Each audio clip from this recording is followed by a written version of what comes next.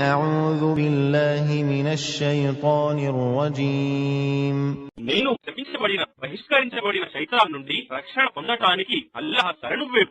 ولقد آتينا موسى الكتاب من بعد ما أهلكنا القرون الأولى بصائر للناس وهدى ورحمة لعلهم يتذكرون.